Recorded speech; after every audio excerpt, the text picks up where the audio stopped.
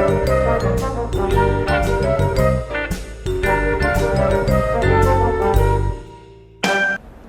guys, Joe DeMarco from the Crazy New York Driver Show. Today is Friday, December 13th, 2019. Welcome to another eBay video. Today we're going to be discussing how you guys can express your concerns directly to Jordan Sweetnam.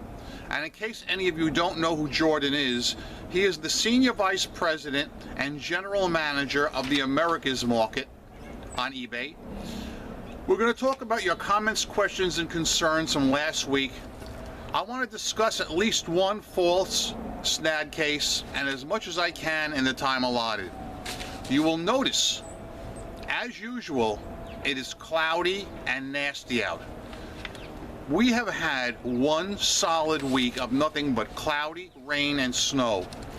And I'm going to make that point a little bit more evident when we do some of the cutaways later on.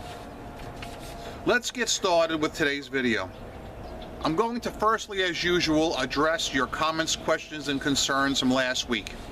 Crosswalk Larry wrote, "Hey Joe, I mentioned about the best offer sent to watches not working 3 or 4 videos ago. Same thing, I sent the watcher a lower price and he wanted to accept. But when he went to check out, it bumped up to full price again. My customer was on the ball and let me know, so I manually changed the price to what I offered him originally. I would bet most buyers won't go the extra mile to let sellers know the tool is not working correctly. Might be spooking the customer from the sale altogether, thinking the seller might be a bait and switch."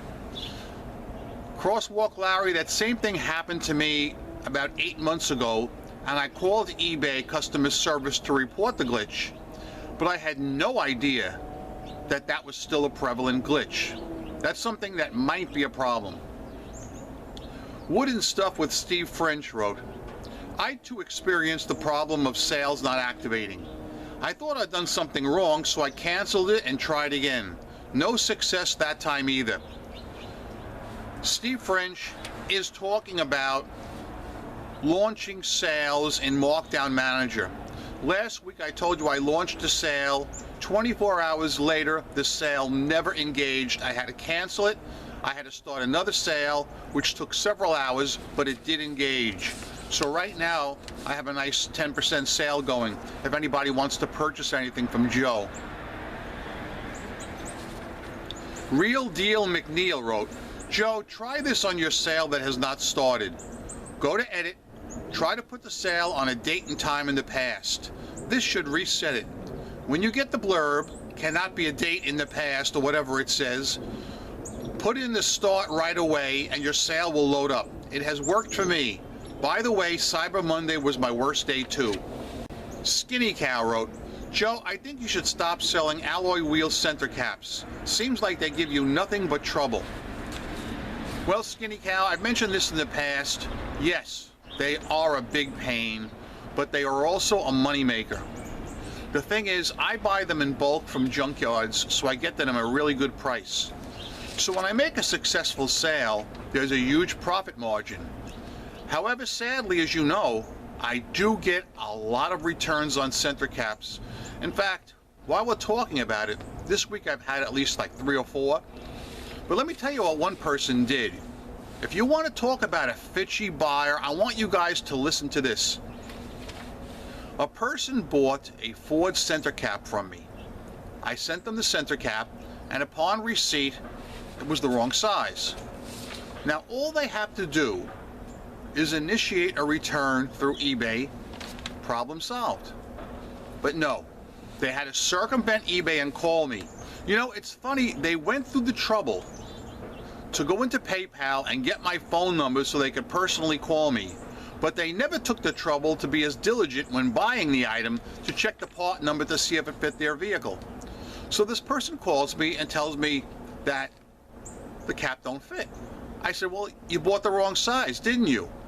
And the person started to cop an attitude right away, saying I sent the wrong item. I said, "I didn't send the wrong item, you bought the wrong item." I said, "Did you even check the part number? I go through a lot of trouble to put the part numbers in my listings. Did you even check?" And the person said, "I wouldn't even know where to check for a part number." I said, "Well, look, I'll take the cap back, that's no sweat. But you got to do it through eBay. This calling on the phone stuff is not going to fly. Because this person wanted to do a return over the phone even though they bought it from me on eBay. And that's one thing I will never, ever do. There are some rules I have set in stone, and that's rule number 1. I explained to them how to do a return on eBay, and they said to me, who pays the return shipping, you or me? I said, the mistake was yours, you bought the wrong item, select does not fit or change mind, and you will pay the return shipping. So what do? They selected pictures do not match items sent. They pulled a false SNAD return on me. I called eBay and I reported them. And I said to the customer service representative, what should I do? And she says, well, once you get the item back, call us back and let us know what this person did. I said, are you sure that's necessary? Because I know there's a link to click where it says report buyer, which I fully plan to click as soon as I get this cap back, which probably will be today. And I said to them, if I click that link, I know I'll be automatically reimbursed my $6. But doesn't that go into a queue and notify eBay of a problem buyer? And she said to me, no.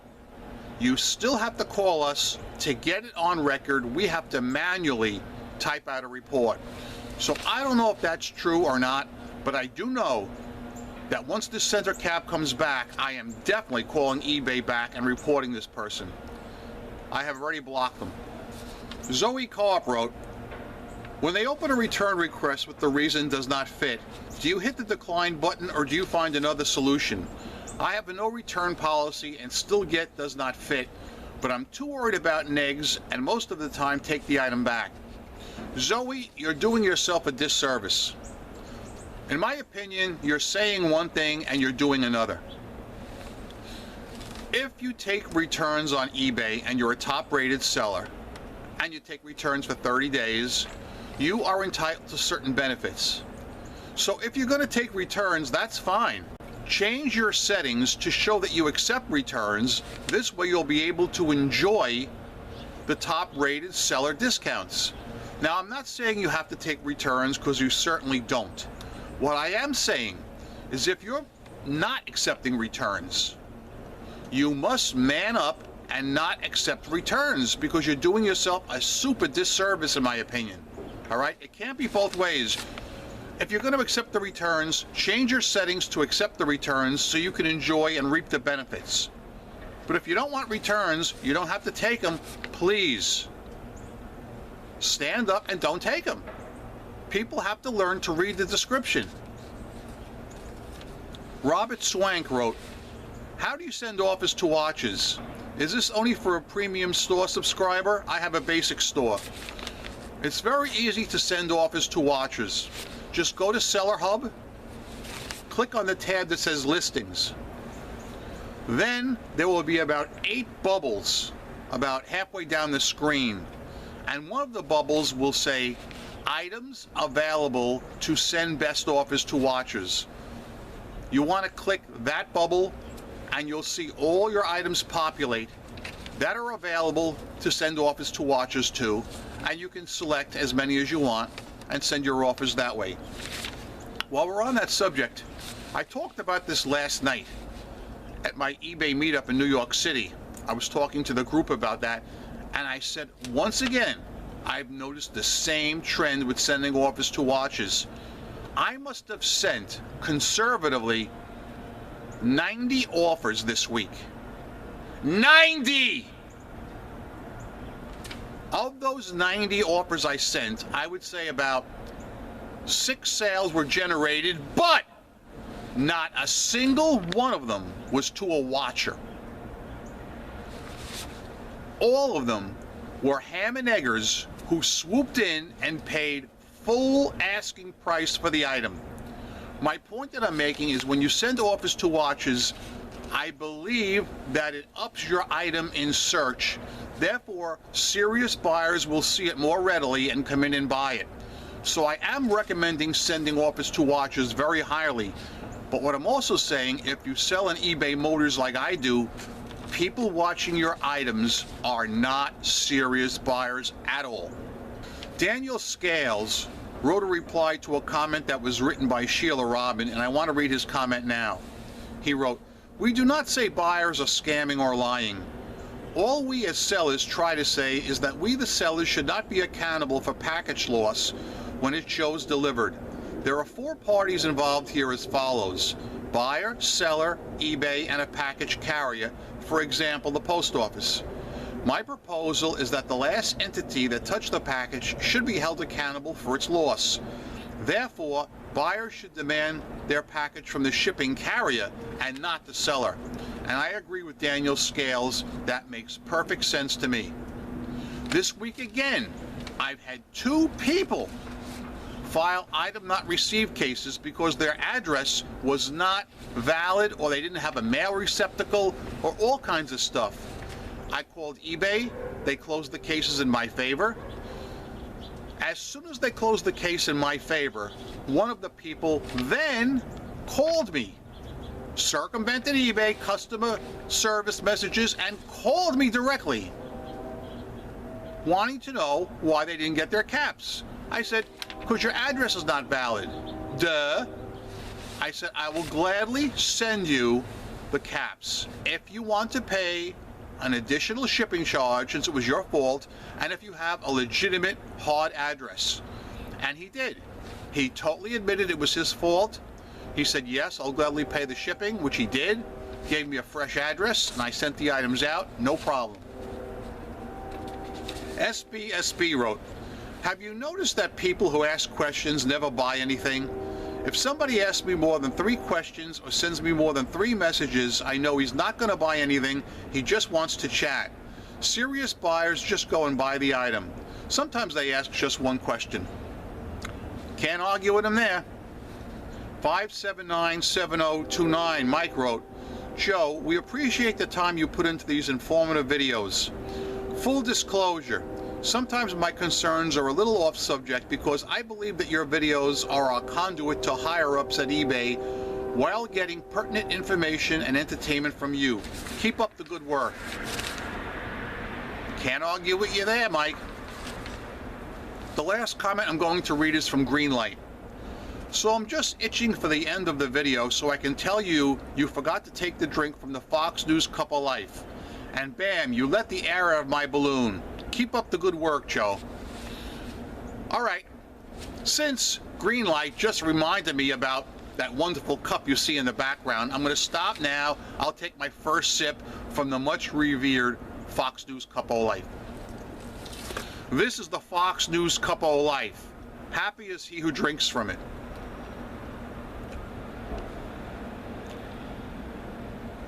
Before we start with the news of the week, I'm going to do a quick cutaway. One of my good subscribers, one of you people, Shirley, sent me a present in the mail.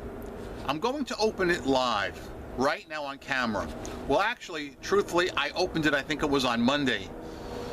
And you'll see a little cutaway of how nasty our weather was at the same time. But let's take a look at what Shirley sent me right now. Okay guys, welcome to the first cutaway of today's Crazy New York Driver Show.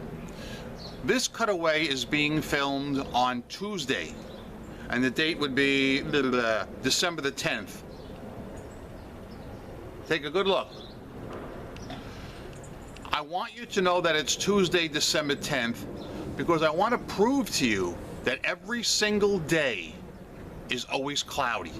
You can see it's cloudy right now. We have not had a single sunny day since I made my last video. It has rained every single day. It's just miserable. I'm hoping that it's going to be dry for Friday's video. The purpose of this cutaway is to do something I've never done before on the Crazy New York Driver Show. I have in my hand my first and probably only Christmas present of 2019. I have been asked to open this live for you on the air, so that's what I'm going to do right now. This is from Shirley, one of my subscribers, and she has specific instructions where I have to open it from, where I have to start. So let's hope that I do this correctly and I don't screw it up. Remember, this is live TV. So, okay, let's open this right now.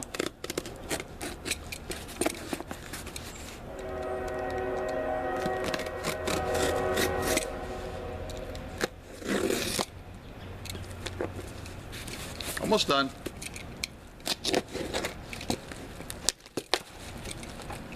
It is open. I'm going to open this live.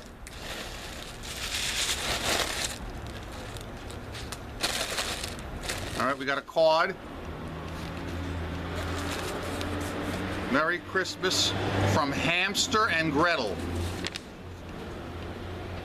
Now this is obviously a takeoff on the Fitchy hamster that I've shown on this show in the past.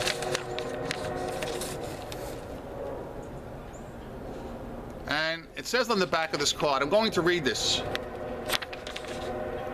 My name is EJ, which is short for eBay Joe. I have traveled far and wide to be at your side. Your YouTube subscribers wish to thank you for all you've done for us. You shoot from the hip, straight, and you're every word we keep, in anticipation for what you have in store for us next week. We wish you and your family a most wonderful and very Merry Christmas. Okay? And let's see who we have in here. We have somebody special. Look who we have. The official. Look at this guy. With the Fox News Cup of Life in his hand. Now this is special. This is very, very special. Look at this guy. Look at this guy, will you? He's got an eBay Live t-shirt on, and he's got the Fox News Cup of Life in his hand. This is the ultimate Fitchy hamster. This is great. Look at this guy. I'm Fitchy.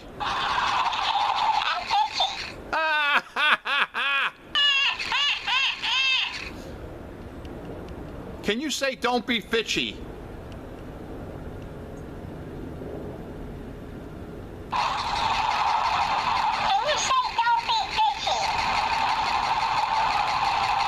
Okay, okay. Enough. So yeah. This, as of now, is the official Don't Be Fitchy hamster. I would like to thank Shirley for sending me this. He will be a regular part of the show from now on. Okay? Let's now get back to the regular video and our senses.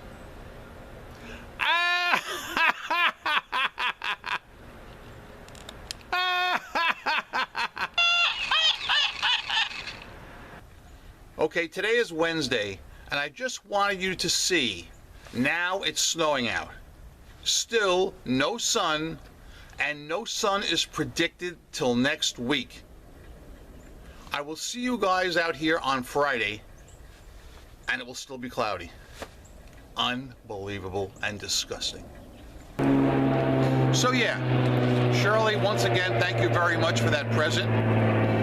I guarantee you, EJ, the official Fitchy hamster, will be making guest appearances on this show with his little Fox News Cup of Life. And I'm sure all of you noticed how every day this week has been cloudy, snowy, and rainy, and there's no end in sight until Sunday will be the first dry day. Now, let's talk about how you can contact Jordan Sweetnam and express what's bothering you about eBay. Now, there's a little problem here, time-wise. Because right now, I'm putting this video up at 7 o'clock p.m. New York time. The last comments that will be accepted by Jordan, because he put this post out about 2 or 3 days ago, will be at 8 o'clock tonight. So the odds of anybody watching this video able to post a question are going to be quite low. And even if you do make it in before the 8 o'clock deadline, the problem is your comment will not probably get enough votes to be one of the comments selected. At this time, I think there's about 80 questions and concerns listed from us sellers. And Of those 80, the 5 biggest vote getters will be selected, and Jordan will personally answer those questions. I have gone through the 80 or so questions or topics that have been presented, and I have selected the ones that I think are most relevant to the community. Here's what I'm going to do. I'm going to put a link in the description box right now so you guys can read the comments and vote. You have plenty of time to vote. You have till December 16th. But what I'm going to do is I'm going to read the topics that I myself have voted up that I think are most pertinent. Okay? Remember, you can only pick 5, so you got to make them count. Here is what I've selected. Number 1, simplified returns / return issues for sellers. Number 2, when will eBay stop sending paid buyers emails promoting other sellers' cheaper items? Number 3, a fee holdback for buyer-initiated cancellations. I'm not going to read number 4 and 5 because that's going to be a potluck where you guys can pick whatever you think is most relevant to you personally. But I highly recommend and suggest all of you who do vote pick those 3 topics, because I honestly feel those are the 3 most important topics that affect all of us as sellers on eBay. You have till 9 o'clock in the morning on December 16th to get your votes in, so please get your votes in and let's see what happens here. As far as this week on eBay is concerned, sales were very, very good. I had one dog day. I believe it was Tuesday. Tuesday was a dog day. But Thursday, yesterday, was so freaking busy. I was at the New York City meetup last night, and I'm sitting there at the meetup and my phone's cha-chinging like crazy. I came home and I was up till midnight just boxing orders. So I'll be heading to the post office shortly with a carload of eBay sales. So I'm very happy with my eBay sales this week. As I said, returns, yes. I did have about 3 or 4, including 2 item not received cases, which were settled in my favor. That's basically all I have to discuss right now, guys. I'm not going to keep you too long this week. Thank you for watching this video. Remember, I'm Crazy New York Driver, and you're not. Each week I come out here and I make these videos to try and help you be successful on eBay. If you think I'm doing a good job, please leave me a thumbs up. It tells me I'm on point and appreciated. If you don't think I did a good job, please tell me in the comments section what you want me to address next week, and I'll be more than happy to do so. Remember, I'm a seller friend, not a seller critic or skeptic of any kind. I've solved a lot of problems. I'm still making money online. I've never worn a mask, and I never will. Heck, I'm a CEO and a CFO of my own company. Guys, it's time for me to tie everything together for you. I have 3 words that everybody should live by, whether you're an eBay seller or not. It's just plain common sense. Those 3 words are, don't be fitchy! Yeah!